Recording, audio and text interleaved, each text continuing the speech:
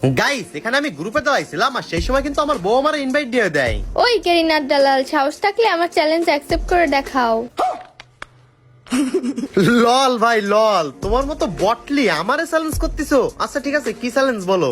আমি এখন বটলি না, আমি পুরো প্লেয়ার। আর সাহস থাকলে আমার সাথে কাস্টম খেলে দেখাও। তুমি কোনো ম্যাচ জেতা তো দূরে থাক, তুমি আমাকে এক ড্যামেজ দিতে পারলে তুমি জিত। মাত্র এক ড্যামেজ, তাও তোমার মতো বটলির সাথে? আচ্ছা ঠিক আছে, যাও, তোমার চ্যালেঞ্জ আমি অ্যাকসেপ্ট করলাম। এখন বলো কি বাজি? তুমি যদি এক ড্যামেজ দিতে পারো তাহলে আজকে থেকে তুমি আমাকে যা বলবে আমি তাই শুনবো, আর যদি না পারো তাহলে তুমি আমাকে ভরপুর শপিং করে দিবে আজকে। ওকে ঠিক আছে, চ্যালেঞ্জ অ্যাকসেপ্টেড।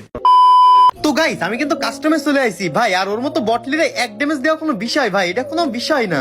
আমার সাথে চালাকি করা, আমি গ্রেনেড দিয়ে মরবো কিন্তু তোমাকে আমি এক ড্যামেজও নিতে দিব না। আমার সাথে পারবে না দেখা ভয়তে মনে হয় জোনে মরতেছে ভাই। কি বটের বট। তা গাইস নেক্সট রাউন্ড। ভাই এই রাউন্ড এলিমিনেটেড, মানে এই রাউন্ড জোনে মরছে ভাই। কি পরিমাণ ভয় পাইছে ভাই। তাহলে আজকে চ্যালেঞ্জ মানে যেমনও আমি জিতবো। গাইস আবারও এলিমিনেটেড, 3 রাউন্ড হয়ে গেছে, লাস্ট রাউন্ড গাইস।